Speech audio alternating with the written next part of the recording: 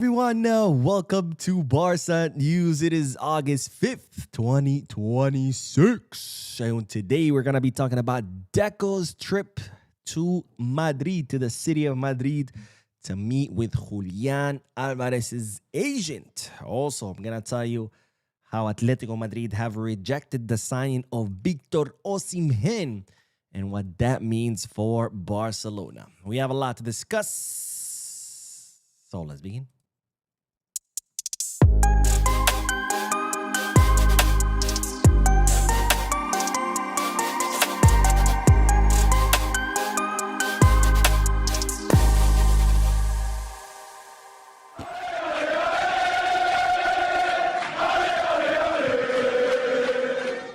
Hello everyone and welcome to the channel. My name is Bo and welcome to another Barca News podcast, which is on every Monday, Wednesday, and Friday. Where not only we discuss Barcelona news, but we also get to interact with you lovely people in the chat section by reading your comments and reacting to them live. So start filling out the chat section with any questions, comments, anything you want to add to the conversation. For those of you who'll be watching when the podcast ends, I will be putting timestamps in the description and chapters in the timeline in case you do want to skip through the discussion and get straight into the news. Having said all that, make sure to hit the like button, subscribe to the channel, drop a comment. All this helps the channel continue to grow, especially if you hit the like button. Remember, the like button takes just a second. It's completely free, and it really, really helps the channel grow. It prompts the YouTube algorithm to recommend the channel to people who've never seen it.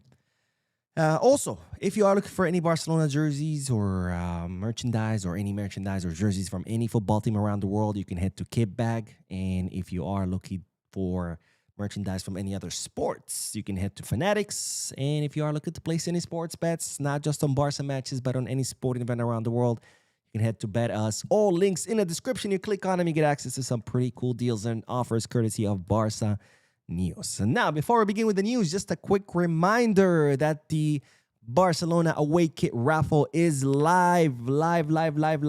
Head to the channel's Instagram page. You will see a picture with the Barcelona away kit. Click on that. There are instructions on what you need to do to join the raffle. Follow those instructions, and you will be automatically entered to win the 2026-2027 away kit, which is, of course, the Black Mamba collab. So far, the post is getting a lot of entries. I'm loving it. And because there's a lot of entries, there might be more than one kit being raffled, which, of course, would increase your chances of winning. So head to that post. Follow those instructions. And on Friday, which is in only 2 days, I will be announcing the winner. All right, let's begin with the news. And as always, the first segment of news comprised of multiple bits of news combined together for the sake of brevity, starting with Barcelona's academy player Joffre Torrens, the 19-year-old left back, a promising left back to come out of La Masia, someone that Hansi Flick called up to the preseason last summer. He debuted with the first team last season. And even though Hansi Flick was very impressed with the player, he still believed that, he's still a little green, right? So he went back down to Barca Athletic, where he completed the season there under the orders of Giuliano Belletti. And this summer, he was once again called up to the preseason. In fact, he started in that match again. Did he start? Yeah, I think he started in the match against Birmingham City in the place of Alejandro Balde. Now, Joffre Torrens is someone who, again, Hansi Flick likes a lot. However, believes that, on one hand, that he's not ready yet to compete with Balde. And then, of course, Cancelo's coming. That deal is almost done. And at the same time, is someone who has already outgrown Barca Athletic in 4th division. So he's kind of in that weird position where he's too good to play with Barca Athletic in 4th division, but not good enough to compete with someone like Balde and Cancelo. So, of course, the team decided, or the club decided, that the best thing for Joffre Torrens is to go on loan somewhere else where he could get the minutes that he needs to develop and then become good enough to be able to compete against people like Balde and Joao Cancelo. And well, the news is that, ladies and gentlemen, Barcelona have reached an agreement with Ajax. Yes, with Ajax, the Amsterdam-based club, for the loan of Joffre Torrens this upcoming season. Now, the agreement is in place right now. Both clubs are finalizing the last bit of details. So expect an official announcement in the upcoming days. I don't know, maybe next week. We'll see. But just know that there is an agreement in place for the loan of Joffre, so he can go get some very needed minutes in first division of the Netherlands, and then he can hopefully come back better, stronger, and ready to compete for that left back position on the first team. Now, Joffre Torrens' name came up during the negotiations for Ter Stegen. As you know, Ter Stegen has joined Ajax on a one-season loan, and during those conversations, Joffre Torrens' name came up. Now the agreement has been reached, and it's only a matter of time for Joffre to join Ter Stegen in the Netherlands, so they can hang out in the red light district, smoke some weed, and pick up legal hookers. Just kidding. Don't do that, guys. Focus on playing. Anyways, now another name that came up during these negotiations. Joffre came up during the Ter Stegen negotiations. Now, during the negotiations for Joffre, another Barcelona player's name came up. And, well, it's no other than Roony Bardarji. Because, ladies and gentlemen, it's reported that Ajax are interested in the services of the Swedish right winger. Now, Ajax are currently in the process of selling Mika Götze to PSG. They were saying there was a deal reached for 50 million, but it looks like Ajax might want more. Anyways, there's negotiation between both clubs. I don't know too many details because I neither care about PSG nor care about Ajax. This is a Barca news channel. And while it seems that what Ajax plan to do with the money that they make from the Mika Götze transfer is that they want to use, obviously, to reinvest into their squad, to make their squad better. Now, their main priority, their main target is Noah Lang from Napoli. However, Roony Bardarji is another target that has caught the attention of Ajax. Now, this, of course, there's no negotiations in place yet. Ajax are interested, but of course, it's also going to depend on what Roony Bardarji wants. Why? Because Roony knows that this season he's going to have to go somewhere. He wants to go somewhere on loan, right? He wants to go somewhere on loan, get minutes, get better, and then come back and compete. However, Barcelona prefer a permanent transfer with a buyback clause. That way they can make money off him. After all, Barcelona only paid like 2.5 million for Roony Bardarji. So if they sell him, even if they sell him for his market value, which is 15 million, you're talking about huge profit, right? You're talking about, what is that? 6x in your investment. That's pretty insane. And then, of course, with the buyback clause, in case, Roony Bardarji does end up blowing up and he becomes the next, Ronaldo Nazario or something, Barcelona can obviously bring him back. But again, Barcelona want to transfer on a permanent basis.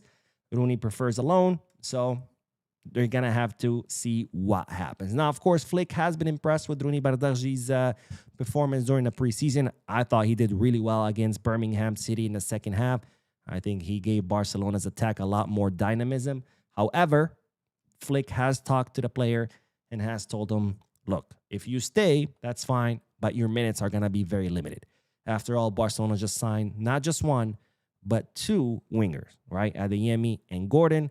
So in other words, Bardarji is going to have to be competing with Lamine, with Adeyemi on the right, which it looks like, that's where Flick is going to be deploying Adeyemi because that's where we've seen him play so far. And then even Rafinha, who can play on the right, and even Anthony Gordon, who could also play on the right, right? In other words, out of 5 wingers, he would be dead last.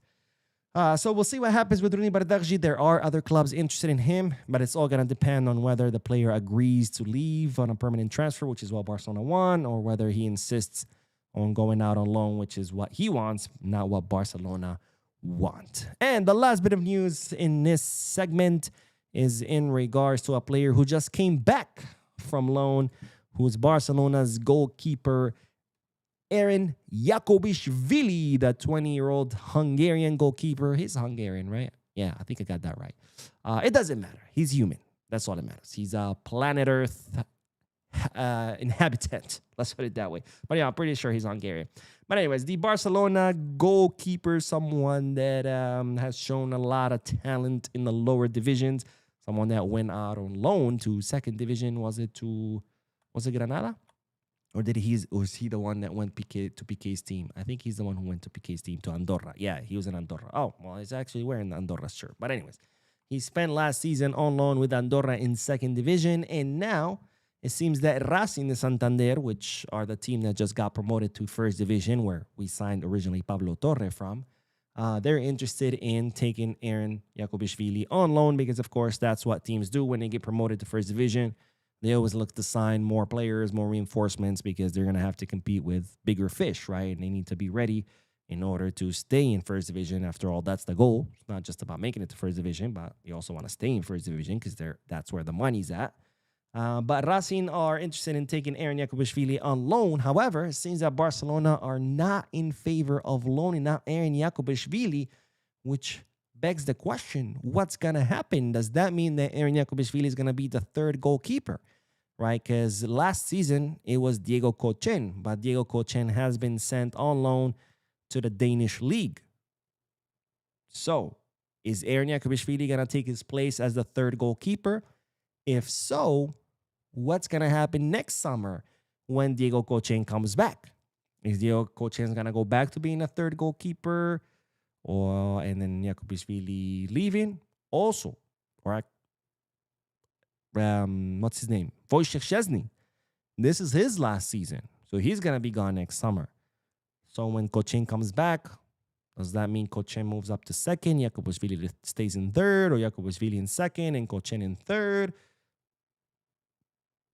We don't know, but what we do know is that right now we have a mess in the whole goalkeeper situation. You know, we have Joan Garcia, who's definitely our number one goalkeeper. We have Ter Stegen, who's still a Barca player, even though he's on loan with Ajax. We have Wojciech Szczesny, who's going to be our second goalkeeper, even though he doesn't seem like he's even ready to be a ball boy, let alone a goalkeeper. We have Yaakobishvili, who looks like he's going to be staying with us this season, but Kochen is still on loan. It's a mess. It's a mess. But it's a mess that any club would want because, after all, these are two promising goalkeepers. Of course, I'm talking about Kochen and Yaakobishvili. And as far as Juan Garcia, I mean, I have no doubts that pretty soon he will become the best goalkeeper in Europe. Anyways, let me know you guys' thoughts about this news I shared with you in this first segment. What do you think about Joffre Torrents going to Ajax on loan? What do you think about Roony Bardghji wanting to leave on loan while the club wanted to sell him on a permanent transfer? Which one would you do? Would you choose loan? Would you sell him on a permanent transfer? And finally, what do you think is going to happen in the whole goalkeeping situation? Let me know down below in the chat section or in the comment section if you're watching this after it ends. All right, let's start with the comment section, and then we are going to talk about Julian Alvarez and Deco's trip to Madrid, because Deco was in Madrid today. And no, he didn't go sightseeing. He went to meet with Julian Alvarez's agent. I'm going to tell you what that meeting is about and what it means for the signing, or the hopeful signing, of the Argentine. All right, Ferdinand, who says Rodri is going to sign to Barca. This news new. No. Where'd you get your news from? TikTok. Rodri is not going to sign for Barca. Rodri wants Madrid and Madrid only. Rodri has already reached an agreement with Madrid. What's being finalized right now is the transfer amount between Madrid and Manchester City. Barcelona never had the interest in signing Rodri. They inquired about him. And yes, clubs do inquire about players. Someone was commenting, and someone put in the comment section, they're like, if Barcelona made an inquiry, that means they were trying to sign him. It's like, no. Clubs inquire about players all the time. That's how you know what's out there, by calling clubs, calling agents. Hey, what's going on with this guy? Oh, this guy is this club. He has this many years at his contract. This is how much he's making. This is what he wants to do. He wants to go to this other club, or no, he wants to stay here, or no, he wants to go to your club. So no, I don't know who told that guy that clubs only inquire about players they want to sign. That's not the case, my friend. But yeah, no, I don't know where you got that news from. But no, Barcelona not signing Rodri. Everything Smart says, hey, Mo Morgan from London. Hello, Mo again. Do have a great night, my brother. Appreciate you, my friend. You have a good night as well. I hope that doesn't mean that you're leaving us. I hope you can stay with us for the whole podcast. But if you got to sleep, I understand. You can always watch the podcast tomorrow morning over some crumpets and tea. But I appreciate you, my friend, watching and always supporting the channel. And Creed says, hi, Mo. It's almost 1 a.m. here in Nigeria. Let's go. Let's go, Creed. Thank you for staying up late and watching the podcast. I appreciate you, my friend. And Kid says, I'm sure that we will sign Julian. Who's Julian? Is that Julian's cousin? I'm kidding. I know you're talking about. We're going to talk about that in a little bit. I don't want to get ahead of myself.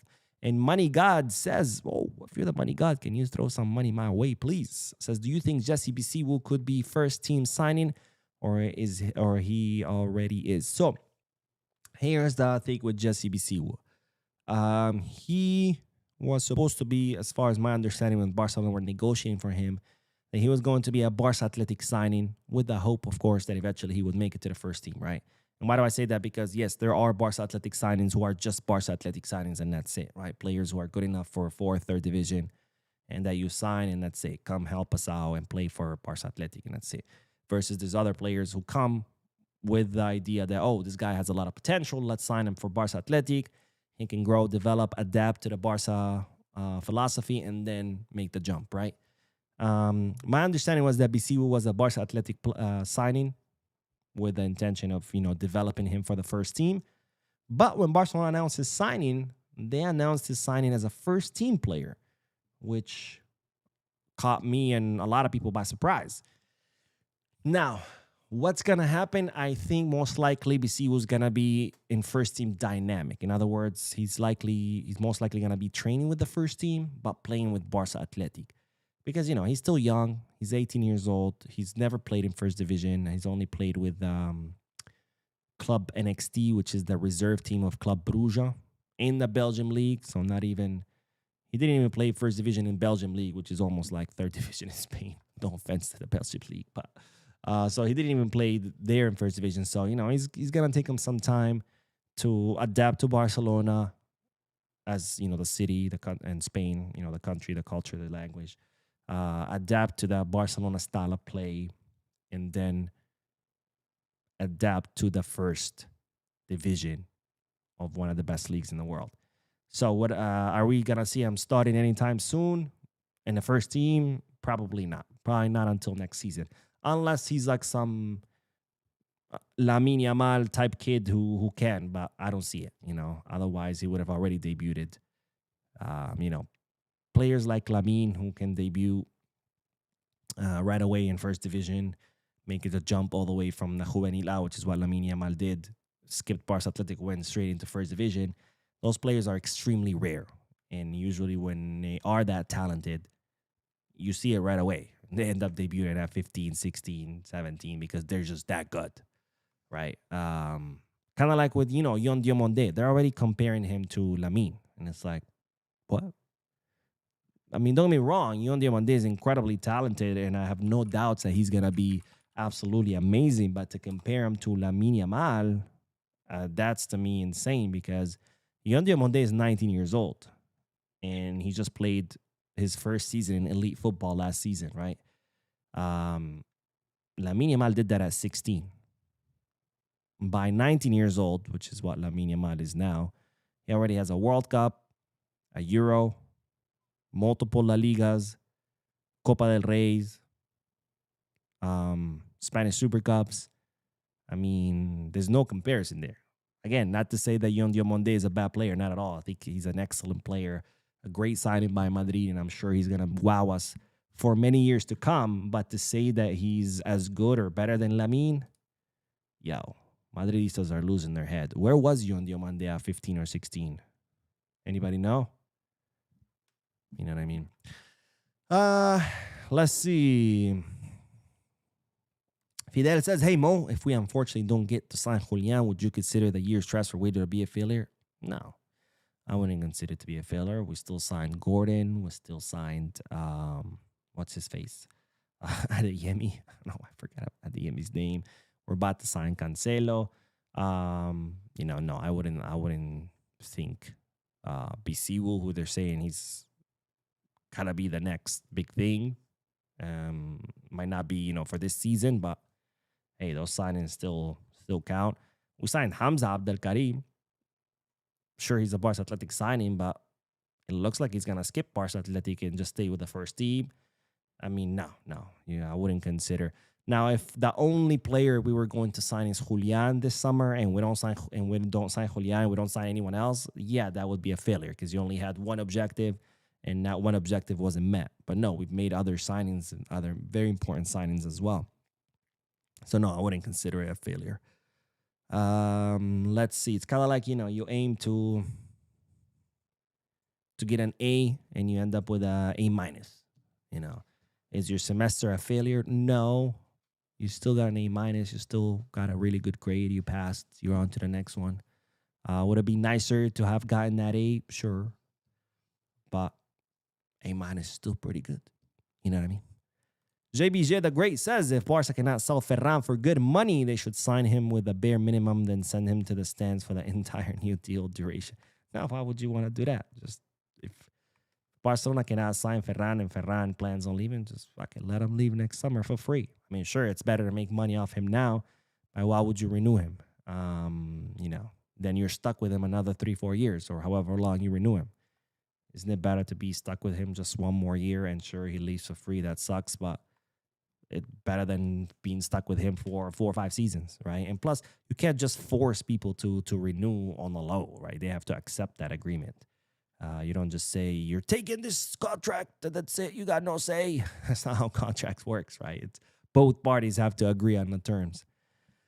Let's see. Joe Aller says, Big Up Mo, have you heard about Rodri snubbing Madrid for Barca? Where is this coming from, ladies and gentlemen? Where is this coming from? Because Rodri's not coming to Barca. I don't know. Was there like some kind of, I don't know, TikTok that went viral, tweet that went viral, or something like that? Because Rodri is going to Madrid. Okay, he's not coming to Barca. He did not snub Madrid. He's going to for Barca. He's going to Madrid. That's what he wants. Agreements in place with Madrid. Madrid are currently negotiated with Man City for the transfer fee. Once that agreement is done, that's it. So I don't know where people are coming. Please don't get your news from social media. Well, I guess this is social media, so I guess I'm saying don't listen to me. But yeah, don't just listen to me, right? Even the things I tell you, you should go verify them. But no, don't just read a tweet and run with it and think, oh, well, it's on Twitter. Well, anything is on Twitter. I could go on Twitter right now and post a tweet saying Barcelona just reached an agreement to sign Haaland and Mbappe, and they're both arriving next week. It's not how it works. Kenny says, hey, Mo, Kenny here from Trinidad. Let's go. Trinidad in the house. I see Fermin is training like a number 9. What do you think about that? I think Flick right now, what he's doing is trying out different players in the 9 position. So don't think that Fermin is for sure going to be a 9. He could be. But right now, Flick, I think, is getting ready for, I think, the inevitable, which is that Julián is not coming. And if Julián doesn't come, Barcelona are not going to sign anyone because they're not convinced by the other options. They don't think any of the other options are good enough to replace Lewy. So it's kind of Julián or bust. So Flick is getting ready for that scenario of the bust scenario, right?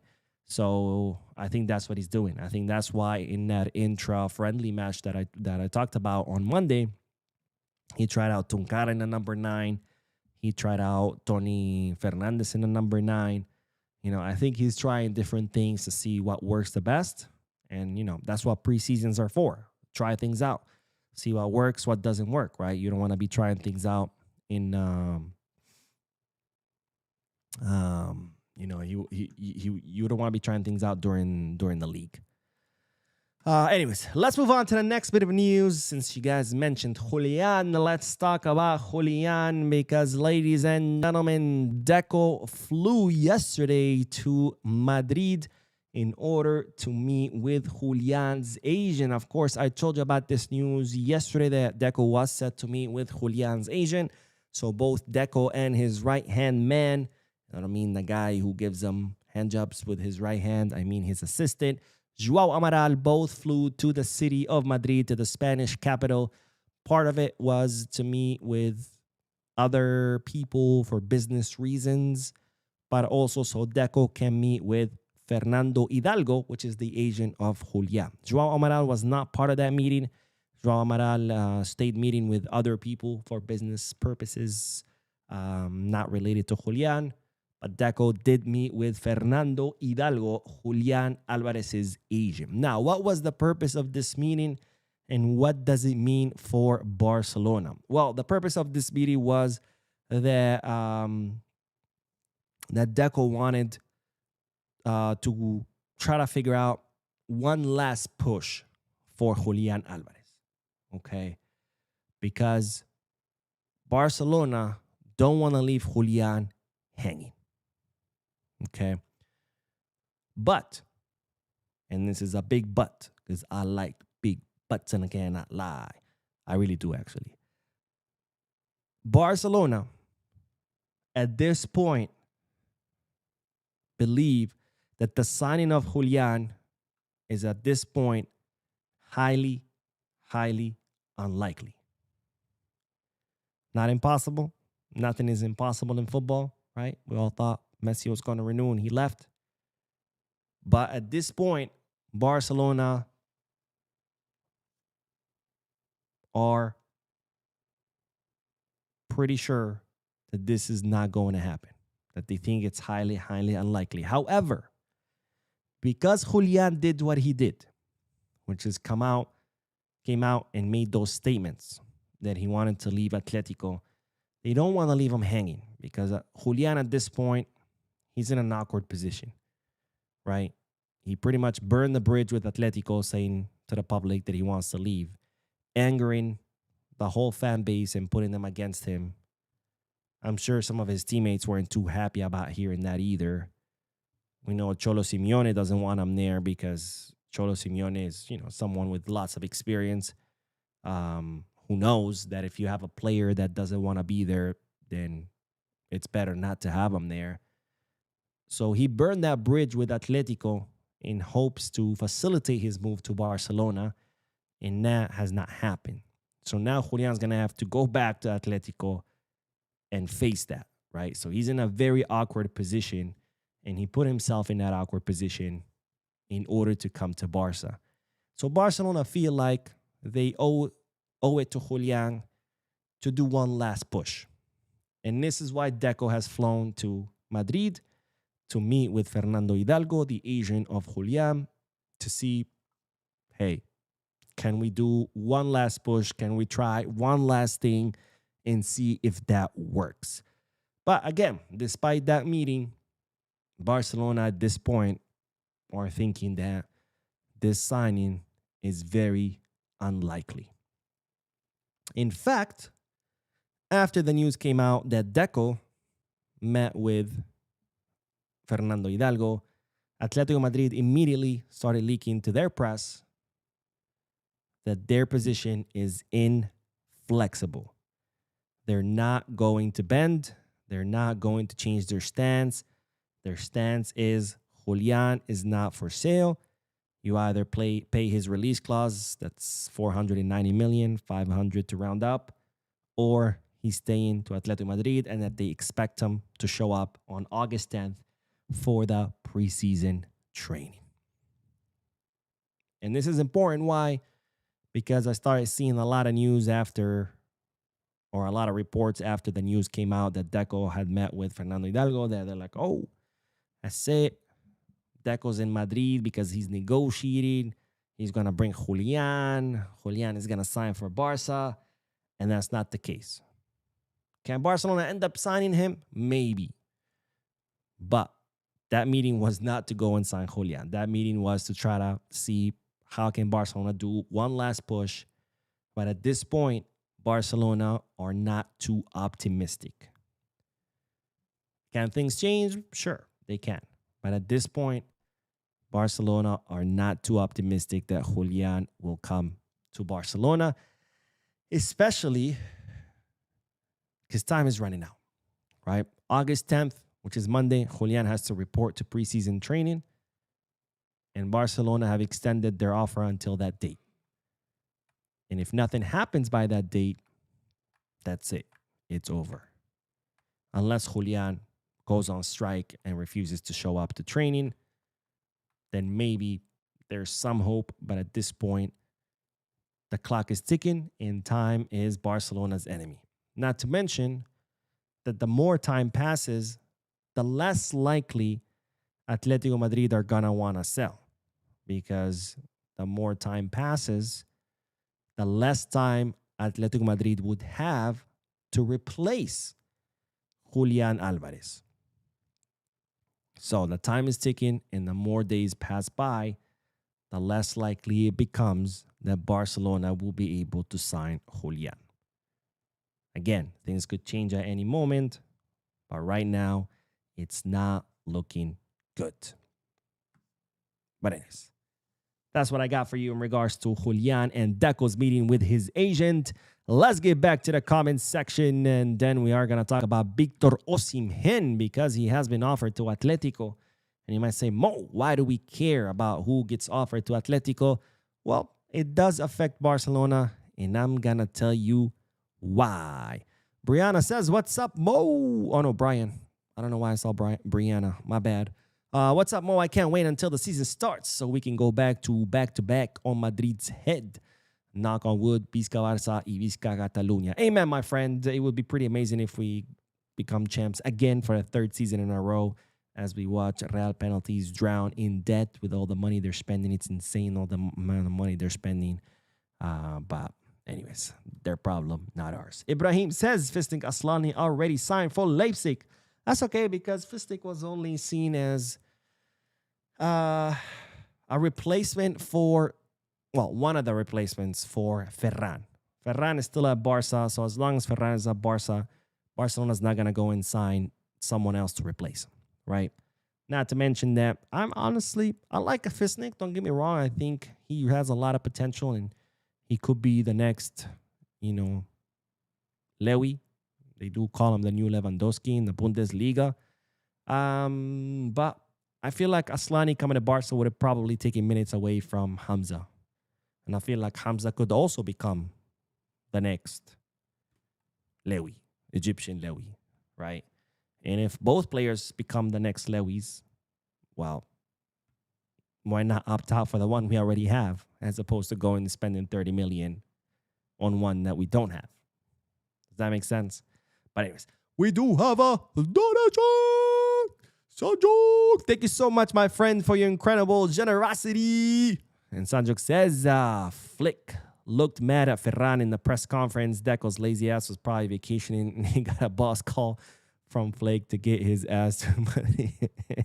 Can you imagine? Deco just chilling on the beach. Phone rings. Dude, what the fuck are you doing, man? Like, Ferran's about to leave. Lewy already left. Get your ass to Madrid. Go do something. Ugh. Okay, fine. Hangs up the phone. Puts on some shorts. Because I don't know why, but I imagine Deco would probably go to the beach in Speedos. He just looks like that kind of guy. And then, flies to Madrid. But, I mean, I don't blame him. I don't blame him because, look, Ferran is at the level that he is thanks to Flick. Ferran has always been a mediocre player, right? At Man City, he was just paint on the bench. And nobody took 2 seconds to look at him. Nobody even bothered, right? He comes to Barca and pretty much becomes the same. Just a ghost in the background that nobody took 2 looks at. And then Flick comes, and Flick turns him into the best version of himself, which is still a good sub, but not a starter at an elite club. And all of a sudden, this guy thinks he's freaking Erling Haaland. And it's like, buddy, you're not Erling Haaland. And you're never going to be Erling Haaland. You're a second-tier striker. You're a substitute at Barca. You're a substitute in the Spanish national team behind Mikel Oyarzabal. No offense to Mikel Oyarzabal, but it's Mikel Oyarzabal. Like, it's not a world class striker either. And now if he goes to PSG, guess what he's going to be? You think he's going to bench Dembele or Kvaratskhelia or Doué? Fuck no. He's going to be another second striker because that's what he is. And the reason he got to the level of being a second striker was thanks to Flick. Because before Flick, he wasn't even a second striker. He was someone that nobody cared about because he sucked. You know, he's a mid-table team club player. Mid-table club player. Yeah. But yeah, so I don't blame Deco for being mad. I mean, you invest all your energy into bringing out the best out of a player and you give him minutes. By the way, minutes that he would have never gotten under any other circumstances. Remember, Barcelona only signed Ferran because they needed to rebuild the team and there was no money to bring something better. So Ferran, instead of saying Barca should love me or show me that they love me, Ferran should be on his knees thanking his lucky stars that Barcelona even took a chance on him, because the only reason Barca took a chance on him was because we were broke, and that's the only thing we could afford. So he should be thankful to Barcelona for giving him this great honor of playing for one of the greatest clubs in history when he's not even good enough for Barca Atlético. And he should be thankful to Hansi Flick that gave him the minutes that he gave him, because, again, he's not even good enough for Barca Atlético. So Barca don't need to show you that they love you, Ferran. You should be on your knees every day thanking Barca for even taking a look at you, because you're a second-tier striker, and that's it. That's all you've ever been. That's all you ever will be. So stop thinking you're Erling Haaland, because you're not. You're just a sardine that gets lucky every now and then. You know, it's like people say, the greatest striker sometimes. Koroma says, finally, I'm here back today. How are you, Mo? I hope you are doing well. We are waiting for the Here We Go. Here we go for. I mean, we're most likely going to hear that Here We Go for Cancelo pretty soon. We'll see. Again, deal is in the final stages. But I don't know. There's going to be another Here We Go. Maybe Jorge Salinas, but I don't know, man. The Julian Alvarez is looking unlikely with every passing day. Edward says, hey, Mo, how's it going? Had a really great question, but I forgot it.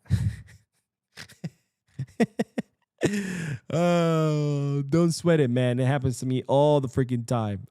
Oh, well, let's see. Oh, yeah, if we miss Alvarez, can Hamza or any of the youngsters step up to play center forward? I don't think so. I don't think Hamza is ready to be the starting center forward. Remember, he's only been at Barca a few months.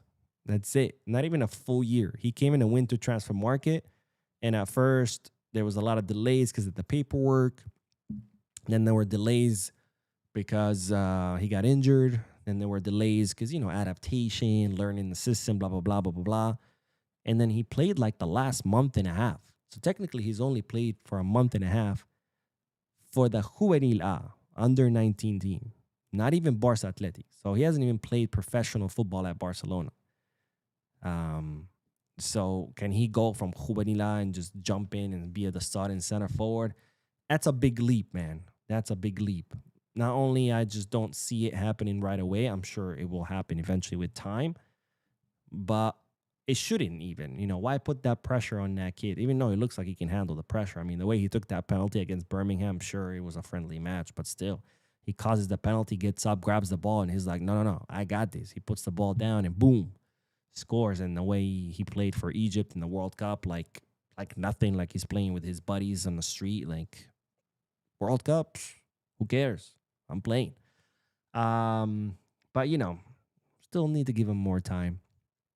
And now, obviously, if he ends up surprising us and takes a lot less time than we all expect, then shit, that would be an amazing surprise. But I wouldn't expect it, right? If he surprises us, amazing. But don't expect it, right? Let's see. Where did we leave off?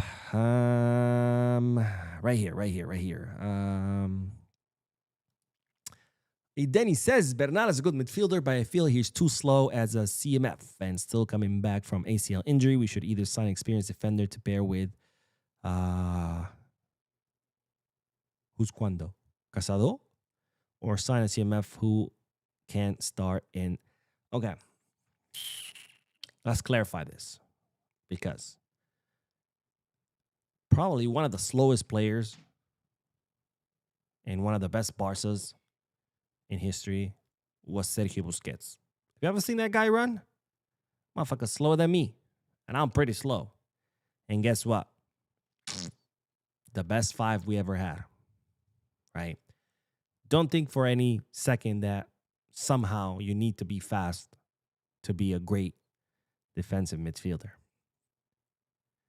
Because the ball is always going to be faster than any human.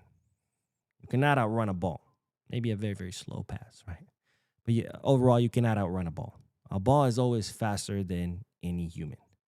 And that's why in technical teams like Barca, the speed of mind becomes a lot more important than the physical speed. Because you're never going to outrun the ball. But if you can anticipate where the ball is going to go, guess what? You're still going to get that ball, even if you're slow. Because anticipation is always going to beat speed. If you wait for that pass to go out and then run towards where the pass is going, you're never going to make it. Well, maybe every now and then. But overall, if that's a fast pass and you wait for it to leave the opposing player's foot, 9 out of 10 times, you're not going to make it because that ball is a lot faster than you, no matter how fast you are. But if you can anticipate that pass, you can anticipate where that ball is going to go before it leaves the opposing player's foot, you will get there first, even if you're slow.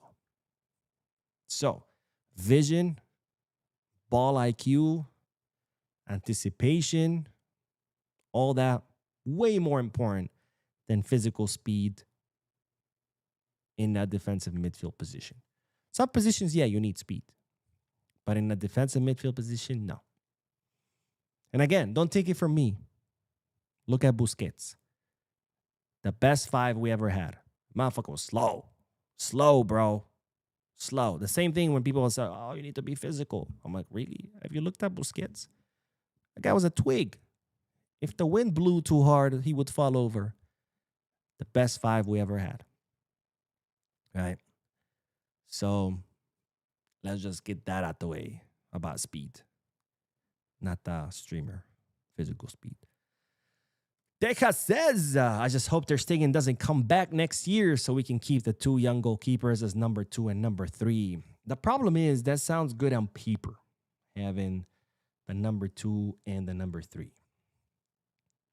But in practice, it becomes a lot more difficult.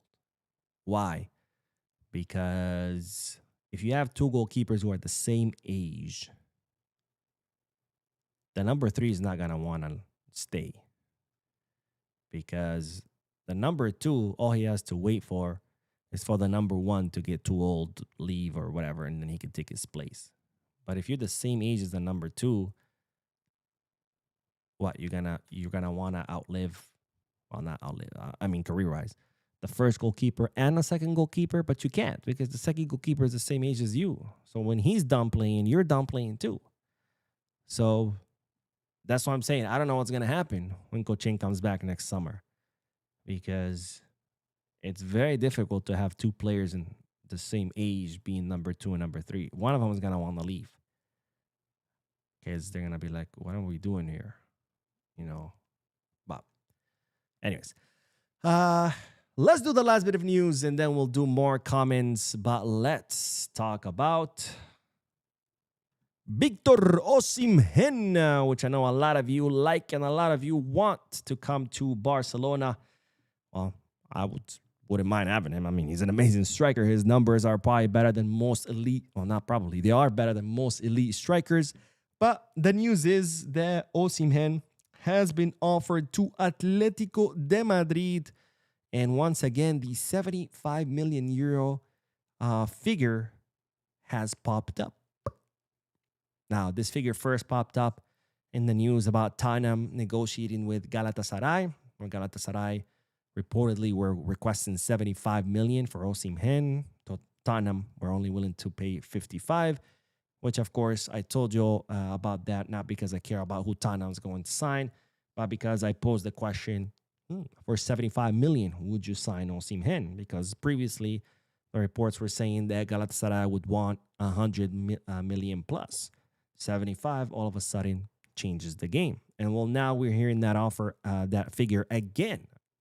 This time, not related to Tottenham, but related to Atletico Madrid, where it's reported that Osimhen, through intermediaries, has offered himself to Atletico Madrid because apparently he's a big fan of El Cholo Simeone and Atletico Madrid's identity and style of play. In fact, he had already glazed them before after a Champions League match. Now, despite Victor Osimhen offering himself to Atletico Madrid, and despite the figure being as low as 75 million, and despite the player offering to lower his salary to join Atletico Madrid, it's reported that the Madrid-based club has said, thank you, but no thank you. We are not interested. Which, of course, begs the question, what kind of implications this has on Barcelona? Because you might say, Mo, why do I care what player gets offered to Atletico Madrid? And that's a pretty fair question because I don't care what players get offered to Barcelona either. But to Atletico Madrid either. But this does have an implication. And the implication is, or it has to do with the previous segment, which is when talking about Julián. Because why has Atletico Madrid rejected the possibility of signing Victor Osimhen? Well, because their position is that they already have a 9. And that 9 is Julian Alvarez. So how is this connected to Barcelona? Well, it's connected that it looks like Atletico Madrid are very serious. And it's not about a negotiating stance, or maybe it is, but it's not looking like it, that they are serious about keeping Julián. Because usually when teams are getting ready to sell a player, they usually look to sign someone else to replace that player that they're trying to sell or about to sell. In this case, here they have a chance to sign a replacement for Julián, an incredible replacement, a replacement with much better numbers than Julián, and they have said no, which means they are serious about keeping Julián, and they are serious about their position that Julián is not for sale. Second implication is, again, that 75 million euro figure popping up again, which begs the question, should Barcelona take advantage of that figure and sign Osimhen once and for all? Now, Osimhen has reportedly have also been offered to Barcelona. Of course, we already knew that, but he has offered himself again. Barcelona remain uninterested for 2 reasons. Number one is the salary of the player, because he currently earns 15 million euros net in Turkey. That would mean 30 million euro for Barca to pay him, right? Because the gross amount is double because of taxes are pretty high in Spain. And his negative attitude, which I know every time I say that, people lose it in the comment section. They accuse me of things. And it's like, bro, I'm just giving you the news. Don't shoot the messenger. If you have a problem with that, go talk to the club. Tell them, hey, club, why do you guys keep saying that Osimhen has a negative attitude? Okay, don't attack me. I'm just a messenger. Don't shoot the messenger. But there are incidents in the past of Osimhen that could justify Barcelona's stance of his fiery personality. How many times have we seen him fighting with his teammates on the field, completely snapping and going into full rage mode? Remember that incident with Lookman and AFCON? I think it was against Mozambique, if I remember correctly. He's had altercations with teammates at Napoli on the field in the middle of the game. He's had altercations with his teammates at Galatasaray on the field.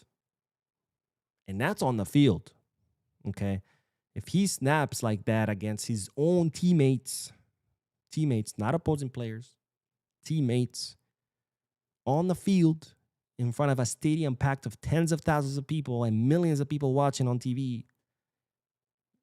Makes you wonder what happens behind closed doors in the locker room or in training sessions. So I know a lot of you like Osimhen. Don't get me wrong. I like Osimhen. Like I said, he has better numbers than most elite strikers. But let's not play the whole, what are you talking about, man? What are they doing? Come on. The incidents are there. Twitter, too. He's also gotten into like some pretty fiery exchanges over Twitter. It's obviously the guy's a hothead. And that's not something Barcelona want to gamble with. Now, before you say, oh, Barcelona don't know what they're doing, ask yourself this. Why is no other big club after him? Why is Osimhen at Galatasaray? Why is only Tottenham looking to sign him? A team that almost got relegated to second division. Nobody wanted him last summer. Actually, nobody wanted him in the summer of 2024, so he ended up on loan with Galatasaray. Nobody wanted him last summer, so he ended up on a permanent transfer to Galatasaray. And now it looks like nobody wants him again. And only Tottenham are willing to make an offer, and their offer is only 55 mil. They're not even willing to pay the 75 mil. And it's clearly not something that has to do with his skills, because this guy is insanely skilled. I mean, again, his numbers are insane. 59 goals, I think, in like 70-something matches. That's crazy. He has better numbers than most elite strikers. So it's obviously not a fit thing or a talent thing. Like any club, any big club would be lucky to have someone that puts out numbers like those. I mean, we're willing to pay over 100 mil for Julián that puts up a fraction of those numbers. So why is nobody want him? So again, I like Osimhen. I think he will be a goal-scoring machine at Barca. But let's not play the dumb card. Let's not be like, man, what you talking about? But those are just rumors. Come on. Let's be real. I like him too. But let's not bury our head in the sand and pretend like there hasn't been issues between him and his teammates at multiple teams, including the Nigerian national team. Anyways, that is all the news. Let's do some comments, and then we will end this. Bum, bum, beedum, bum, bum, beedum, bum. Where did I leave off? I don't remember. Beep, beep, beep, beep. Luis Bonilla, who says saludos from Desert Hot Springs, California. West Coast in the house. Let's go. Always enjoy your podcast. The best. I appreciate you, my friend. Thank you. Thank you for your comment and for watching. And Musa says, no matter what happens, Barca should not miss the great chance to sell the World Cup final GOAT. I would totally agree. Obviously, my only problem would be is like, shit. If we sell Ferran, that would literally leave us with nobody. I wish Lewy could have stayed for at least one more season. And then, that would have gave us a little more time to find another 9. But fuck. Let's see. Don says, why can't we, Barcelona, just sign Fisnik from Hamburg and get over with this Alvarez deal? It's a delay and taking more time. Because Barcelona don't see Fisnik as a starting center forward. They want a starting center someone to replace Lewy. And they don't see Fisnik as someone that could replace Lewy right now. I'm sure he will be at some point in his career, but right now they're looking for someone who can, step into that role and be the starter. Someone that can put out 30 goals a season, right? That's what they're looking for. And that's why if Julián doesn't sign, they don't want to bring anyone else because they don't see anyone else being capable of putting those numbers, including Dusan Vlahovic, who's willing to come for free, right? And Cal Hassel, it's an OG French YouTuber named Reels, who announced it. He also announced Rodri's Ballon d'Or when most people were saying Vini won it. I don't think most people, I think people were expecting it, but there was already reports that Rodri was going to win it before he actually won it. I mean, that's why Vini didn't even go. Well, all of Real Madrid didn't go to the ceremony because there was already talks about him not winning. But I don't know who Reels is. Let me see. Reels, YouTube.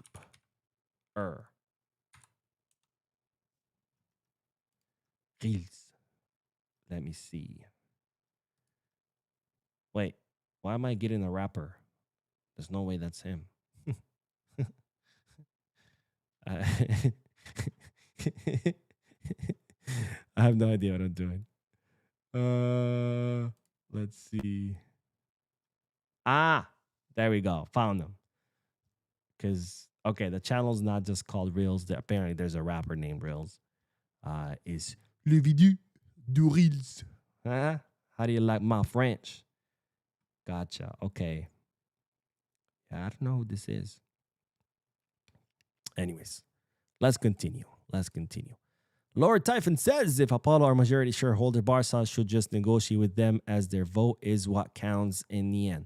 Yeah, but Apollo are an investing group. Okay, they're not looking to get into this football, sign this player, sign that player, bring this coach, take that coach. They're kind of just like, all right, we're injecting cash, and you guys run the club, and we just expect returns on our money, right? So they're not in the business of football. They're in the business of investing. And, it's kind of like if you were to go and, I don't know, invest in Tesla. You're not going to be making the decisions about what to put in the cars and what the design looks like. You're just going to be expecting to get returns on your money. Let's see. John says, we can sell Torres and sign my 8-year-old. He will be way more consistent. Hey, I don't know your 8-year-old, but I believe you, my friend. I believe you. Enrique says, Ferran is a clown. Ghosted for us last season and ghosted the Spanish national team as well. He scores 1 goal and all of a sudden he thinks he's a great striker. That's a pattern with him, When he ghosted for us for like 3 months, he scored a goal and all of a sudden he went up to the fans and started doing this. It's like talk some more. And it's like, what? Bro, you just ghosted for 3 months. Of course the fans are going to talk. And they have the right to talk. And they're right to talk about you. Like, you do this when you're constantly scoring and the fans are talking shit. And then you're like, yeah, fuck you. Like, I'm doing my job. What are you guys talking about? That's when you do this. Not when you ghost for 3 months and then score a goal and all of a sudden you think that you have the right to do this. You don't. Because they are 100% right about everything they're saying about you. Scoring a goal every 3 months is not good enough for Barca, for most teams. Let's see. Diaz says just sell Ferran, sell also Roony, sell Kunde, sell Christensen, sell Casado. Shit, at that rate, just sell the whole team. Fuck it. Debster says, hi Mo, let's sell Ferran. I agree. Mighty Gale says, come on, Deco, please show Ferran some love him by letting him leave to PSG. Amen to that. And George says, made it to the end. Let's go, George. Said, hope all is well for Barca family. And remember to like the video. Yes, please hit that like button. Very, very important. The most important thing you can do to help the channel is hit that like button. And apparently there's a new hype button. I had no idea. Well, actually, I did see it when it first came out. I just never bothered to figure out what it is. I guess it kind of works like a like button. When you hype it, it tells the algorithm, hey, this video is cool. Promote it. Anyways, if you can, do me that favor. I would really, really appreciate it. And let's see. Ahmed says, Osimhen is a very aggressive player and will affect the locker room. That's Barcelona's fear, and it seems like it's most of club's fear. That's why they are not looking to sign him. Metagamer says, hi Mo, do you think Alvarez saga will turn into Isaac saga from last summer? I mean, it's already a bad saga, but we'll see. Hasib says the problem with Barca sporting management is that they are really slow. I don't think that's always the case. I mean, they moved pretty quickly on Anthony Gordon and on Adeyemi. So, it just depends how willing the parties are. Sometimes I settle a case literally in one phone call. I pick up and like, hey, this is what I want. Okay, cool. Wow, done. And sometimes it takes me a few months, right? It just depends on how willing the parties are to move things quickly. And A, B, C, D, E, F, G, H, I, J, K, L, M, P. Aren't you missing an L in there? Yeah. I'm pretty sure Osimhen and Napoli relationship broke down with the coconut TikTok incident. Yeah, it did. But I'm not talking about the coconut incident with Napoli. Obviously, that was fucked up. And Osimhen had every right to be mad at them. And of course, he would want to leave because who wants to be at a club that, sees you as a coconut? Like, that's fucking racist. Like, what is wrong with you? But I'm talking about, like, incidents with his teammates, which has also happened again with the Nigerian national team. It's happened at Galatasaray. And as far as I know, neither the Nigerian National Federation, neither has Galatasaray called him a coconut, right? Hope not. At least I'm not aware. But, yeah. Let's see. And Barca for Life says Barca should go try to sign Newcastle striker Walton Maid. Now, Walton Maid just got signed last summer by, is it Newcastle? Yeah, so, I mean, they're not going to go sell him the following summer. Plus, how much did he cost them? Hold on, let me see. Walton Maid, I think he cost them 75, if I'm not mistaken. Let me see. How much? Walton looks crazy, by the way. He should invest in a hairbrush. His hair's always looking crazy. Why is this not loading? I'm pretty sure they spent 75 on him. I could be wrong. I'm trying to look it up right now. Come on. Load faster. There we go. Finally. Shit. Okay, so Newcastle spent on Walton 75. Yeah, they spent 75 on him. And his contract is until 2031. So they're going to want more than the 75. Because he's not amortized. It's only been one season. Now, well, I guess some of it is amortized. 75 divided by, when did he sign? 2025, 6 years. 75 divided by 6. How much is that? 75 divided by 5 is what, 15? By 6? I don't know. Let's just round up. 16 million. 14 million. 14 million minus 75, 71, 61 million. So they still owe 61 million on him. So they would have to sign him at least for 70 to turn a profit on him and not affect their financial fair play. I don't know. Would I sign? Would I pay? And again, this is a big assumption. Remember, this is Premier League clubs. These Premier League clubs like to an arm and a leg for their players. But would I pay that for Walton? I don't know, man. I don't know. I don't think so. Let me see. How did he do last season, numbers-wise, with Newcastle? 12 goals and 5 assists. Actually, wait, hold on a minute. No, that also includes... There we go. There we go. Okay. 11 goals and 5 assists. Do you want to spend that much on an 11 goal and 5 assists kind of player? And no, man. Disappointed. Oh, man. Why are you disappointed? Says, I am not seeing Julian Alvarez happening at the Barca, this transfer market. Barca signed players in silently, but if these journalists are getting news, means it's just a move to low down that criticism. I don't think it has to do with the news or what's coming out or not. I just think Atlético Madrid just rather see their club burn than freaking get rid of Julián, which is fine, by the way. I mean, look, I know Flick wants Julián and Deco wants Julián, and I hate to see Flick not get what he wants because he deserves it. For the longest time, he was just, give me what you want, and I'll just make it work. But if Atletico Madrid want to play stupid games, let them play stupid games. I mean, keeping Julián is only going to make their project worse because he doesn't want to be there. His coach doesn't want him there. He's not going to be performing to his best, And if we were to take him off their hands, not only their project would get better because now you have a player who could potentially blow up the locker room, gone, but they would also be making at least $100 million in the process, which then they can turn around and use it to reinforce their squad and even become better. So fuck it. If they want to blow up their team and have a player that can blow up their locker room and not get those 100 million that they can spend on more signings, then fuck them. They already suck. Let's watch them suck again. Malik says, yo, what's good, Bo? What up, mate? Good to have you here in the podcast. Thank you for joining. And Barca newsboy, sorry. Hey, Mo, look, time no see. Look, ma, no hands. Look, ma, no hands.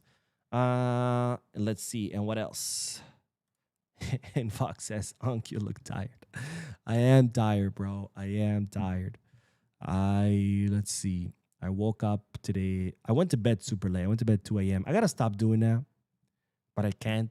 I'm just wired that way. I think growing up in Vegas just completely ruined my sleep cycle. So even if I'm exhausted, if I go to bed anytime before 1 a.m. or midnight, I'm just sitting in bed like. So anyways, went to bed 2 a.m., was up by 6 to go to the gym, then worked all day, then prepared for this. Now I am doing this. And after this, I got to go take out my dog, have some dinner, try to relax a little bit. And then tomorrow, do it all over again. Tomorrow, I got to wake up early, go to the gym, go to court, then go to the office, and come back, do videos. It's exhausting, man. It's exhausting. But if you guys hit that like button, share this channel, help me grow it. And maybe one day I won't have to be doing all this. Maybe one day I could just focus on the channel. Wouldn't that be amazing? Anyways, but I appreciate the concern, my friend. Valeriano says, Vinny says, Madrid seems like good news. Let enjoy the drama with Mourinho. Oh, Vinny stays. Why did I read that as says? Vinny stays. Madrid seems like good news. Man, can you imagine how much more toxic that locker room is going to be with Mourinho in there? Whose great idea was to, well, we know who it is. It's Florentino, but who looks at a locker room and says, my God, this locker room is rotten. It's toxic as fuck. All these players want to do whatever the hell they want. They got 3 coaches fired. They don't listen to their coaches. They don't even, some of them don't even show up to the tactical talks. It's so rotten. It's so toxic that they're literally fist fighting each other. Here's a solution. Let me bring the most toxic coach ever and throw him in there. That sounds like a great idea, right? Florentino losing it, man. Florentino losing it. Kyle says, how long will it take before we hear the outcome of the meeting? And we'll see. Maybe tomorrow. Maybe the day after. I don't know. Thesis says Ekitike from Liverpool and Marmoush from Man City are options, both non-starters, but decent options. I don't think either is for sale, as far as my understanding. Maybe I'm wrong because I don't know as much about other clubs. As far as I know, just because they're not starters doesn't mean they're for sale. Teams still need substitutes, right? Malik says, do you see Alvaro Cortez a good backup? Oh, 100%. Yeah. I wouldn't be surprised if Alvaro Cortez one day started next to Kubarsi. Maybe not this season. Maybe next. I don't know. But don't be surprised. That kid looks promising, man. That kid looks promising. Let's see. And Barca for Life says Madrid has too many star players with Rodri, Ballon d'Or winner in the mix. Is going to be keeping up the Madridista season 2. Again, as far as I know, there's no truth to the whole Rodri thing. As far as I understand it. Maybe I'm wrong. I'm not saying I know everything. But as far as I know, Rodri has an agreement with Madrid and City are negotiating with Madrid his fee right now. Wow. Anyways, Eddie says 21-year-old experienced world-class CB Alvaro Cortez is the top LCB signing we did and needed to win Champions League. I know you're trying to be sarcastic with all the quotation marks, but I don't think I understood what you're trying to say. AC says, for not finding another solution for striker. Oh, slow. Oh, unprepared. There we go. Barcelona are unprepared at this stage for the window for now finding. Got it. Why you got me hunting for your comments, man? Come on, just put it all together. Metagamer says, hi Mo, do you think Alvarez saga? Wait, I already answered that. I'm pretty sure I did. African Child says, Mo, do you think we are going to get a positive result from that Deco meeting? Probably not. Atlético Madrid have already leaked to their media that they're not changing their position, pretty much. But anyways, that is all, ladies and gentlemen. Thank you so much for tuning in. Thank you for your likes, your comments, your subscriptions. If you haven't hit the like button yet, make sure you do. Also, hit that hype button. Let's see how that hype button works. Drop a comment if you're watching this after it ends. And don't forget about the raffle. It's live. Head to Instagram page, the channel's Instagram page, and participate. Enter the raffle to win a Barcelona away kit, the Kobe edition or the Black Mamba edition. Anyways, thank you guys. Have a good night. And as always, be Scars.